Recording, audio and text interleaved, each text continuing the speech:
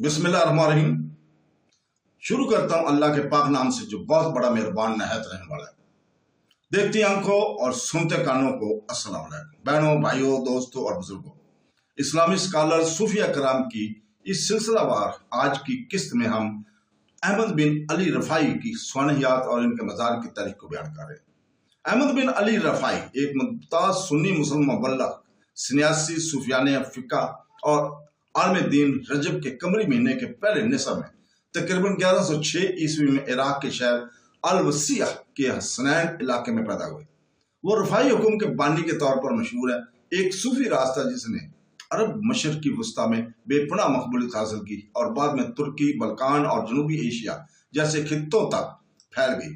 रफ़ाई हुक्म जिसने सुन्नत परस्ती, रूहानी नज़्म ज़ब्त और खुदा से गहरी अकीदत पर जोर दिया, आखिर सूफी के सबसे बड़े अहकामात में से एक बन गए। हालांकि बाद में इसे कादरी हुक्म ने अपने आलमी पैरवी के लिहाज से पीछे छोड़ दिया। अहमद रफ़ाई के मेरास हम इनके तालीमात और इसकी काम करदा मजहबी तरतीब दोनों में बरकरार है, जो दुनिया भर के लाखों लोगों की मुतासिर कर रही है। इनका मकबरा और मज़ार जो बगदाद इराक के करीब अल रफ़ाई के कस्बे में वाक़या है, अहम रूहानी मकामात में जो हज़ारों अकीदतमंदों को बरकत और रूहानी रोशनी हासिल करने के लिए राग़िब करते हैं। इब्तदाई उम्र से ही अहमद रफ़ाई की ज़िंदगी अलमिया और अकीदत से इबारत है। जब वो सिर्फ 7 साल के थे तो उनके वालिद सैयद सुल्तान अली अलबती का बगदाद में इंतकाल हो गया। ये इब्तदाई नुकसान अहमद को मुश्किल और मायूसी की ज़िंदगी में ले जा सकता था, लेकिन इसके बजाय इसने इनके गहरे रूहानी सफर का आगाज किया। अपने वालिद की वफात के बाद इन्हें अपने चचा शेख मंसूर अल-रवानी अल-बत्ताती की सरपरस्ती में रखा गया, जो एक काबिल एहतराम मजहबी शख्सियत और सूफी स्कॉलर थे।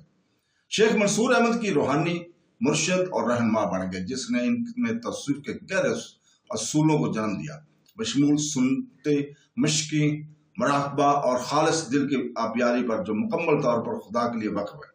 अपने चचा की सरपरस्ती में इस्लामी फ़िक़्ह, अलहियात और तसूफ़ के बारे में अहमद के इल्म में इजाफा हुआ और उन्होंने अपनी रूहानी बसीरत पैदा करनी शुरू की, जो बाद में रफ़ाई तरतीब के काम में इनके काम की बुनियाद के तौर पर काम करती। एक नौजवान के तौर पर अहमद रफ़ाई इस्लाम के रूहानी और सूफियानी जिन्होंने इनकी तरफ तवज्जो हुआ, जिसने सुन्नती तरीकों के जरिए खुदा के साथ करीबी ताल्लुक़ हासिल करने की कोशिश की। उन्होंने दुनिया की मादी आसाइशों को मुस्तरद कर दिया और सादगी की ज़िंदगी गुजारने का इंतखाब किया। अपने आप को नमाज, रोज़ा और गहरे मराक़ों के लिए वक्फ कर दिया। खुदा के साथ इनकी अकीदत इतनी गहरी थी कि कहा जाता था कि वो मोजज़ाती कारनामे अंजाम दे सकते हैं, जिसकी वजह से बहुत से लोग इसे एक मुक़द्दस शख्सियत के तौर पर मानते हैं। इनकी तालीमात में न सिर्फ ज़ाहिरी मजहबी अमल पर जोर दिया गया, बल्कि बातनी तज़किया नफ्स और नज़्म ज़ब्त की अहमियत पर भी जोर दिया गया, जो कि इनकी सूफी फलसफे की खुसूसियात थी। एक सूफियाना और रूहानी पेशवा के तौर पर अहमद की शोहरत दूर दूर तक फैल गई, जिसने शागिर्दों की एक बड़ी तादाद की अपनी तरफ मुतवज्जो किया, जो रूहानी तपश और इलाही मोहब्बत के लिए इनकी वाबस्तगी से मुतासर थे।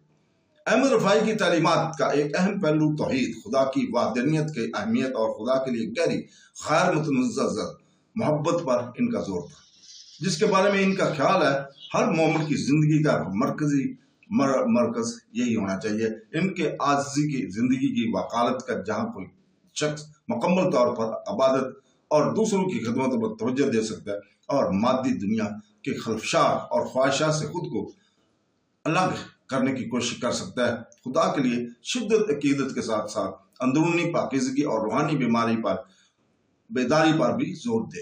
रफ़ाई हुक्म के बुनियादी असूल बन गए।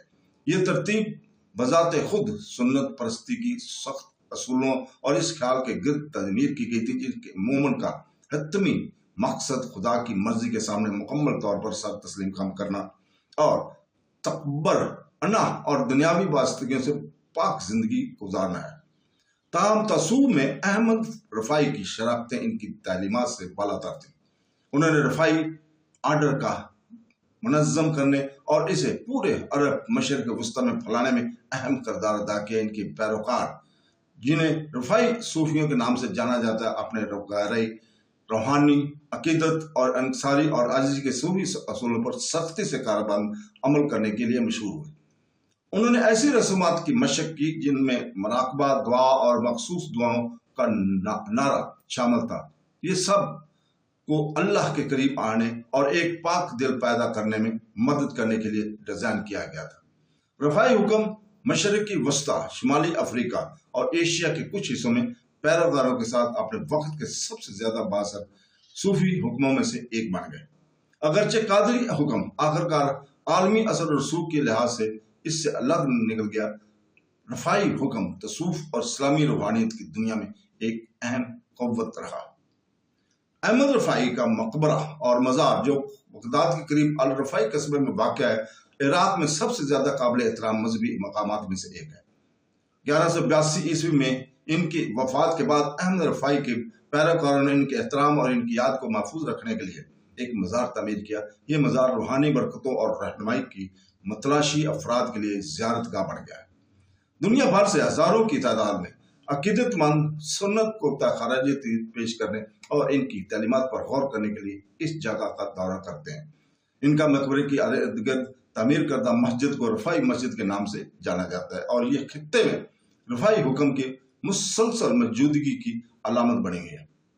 مسجد کا فن تعمیر خطے کے اسلامی ورثے کی عکاسی کرتا ہے، جس میں پیچیدہ ڈیزائن اور پرسکون سے ہیں جو زائرین کے لیے روحانی سکون کا ماحول بناتے ہیں۔ مزار ان لوگوں کے لیے ایک بڑی منزل بنی ہوئی ہے جو احمد رفاعی کی معراج سے جڑنا چاہتے ہیں اور ان کی شفاعت کے ذریعے برکت حاصل کرنا چاہتے ہیں۔